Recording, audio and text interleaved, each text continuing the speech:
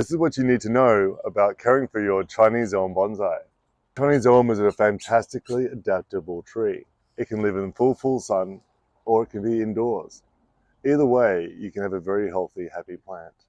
It is a deciduous tree, so it may lose its leaves, but it may not too if you live in Los Angeles. You never know.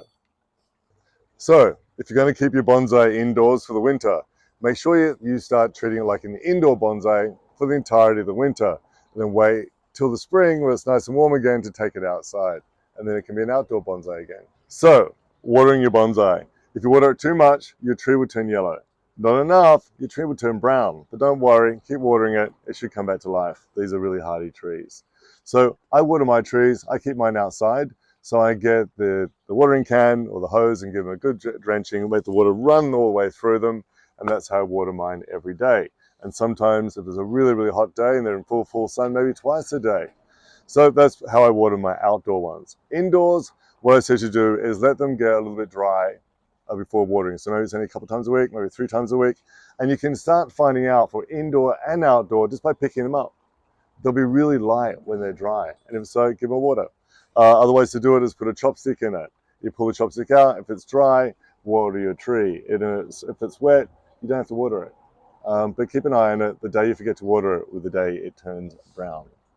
Fertilizing. These are normal trees, just in little pots. So when fertilizing, use as recommended on the label. I've been using Grow Power Plus on these ones. You can use all sorts of great organic name brands out there. Slow release. If you use a liquid, use it in the water every time you water, at least once a week. Give it a really good dose because it will just wash out there.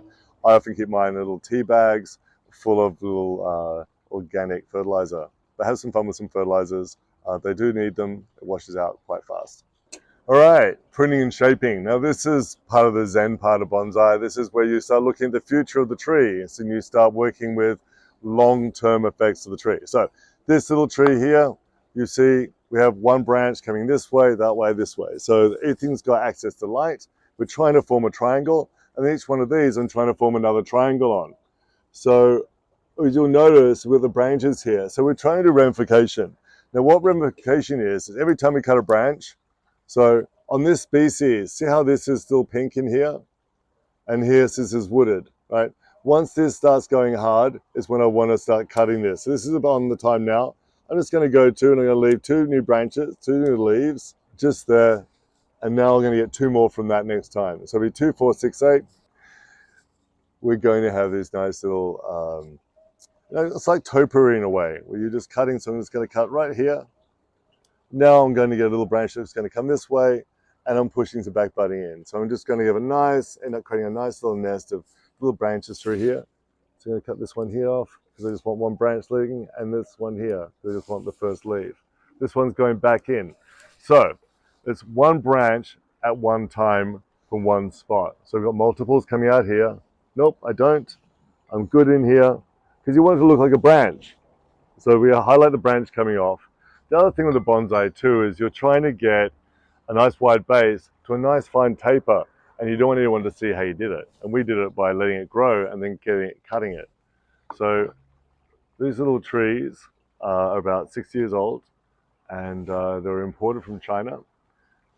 And so we're doing this sort of, little swan style, so S style. So we've got branch here, branch here, branch here, and it's coming forward. The tree should be almost like bowing to you and giving you a nice big hug.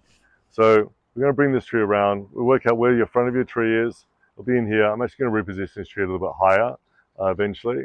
But we're going to come down and we're going to do a little bit of light trimming, because what you want to see is no branches coming from the underside, no branches going straight up, right? Every branch needs a space to grow to and light. Much like humans, we all need somewhere to grow to.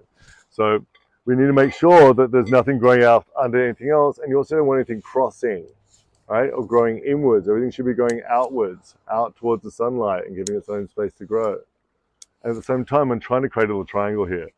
Now, the power of 3 is very important in bonsai, in life and in religious, like the Father, Son, the Holy Ghost. We've got lots of examples of the power of 3. And in these trees, you have the power of 3 as well. So you want a 3rd trunk, in a bari, then you go through the 3rd branch structure and a 3rd greenery. We're trying to get a triangle in here, and these here will be little triangles too. and that's how you trim your tree.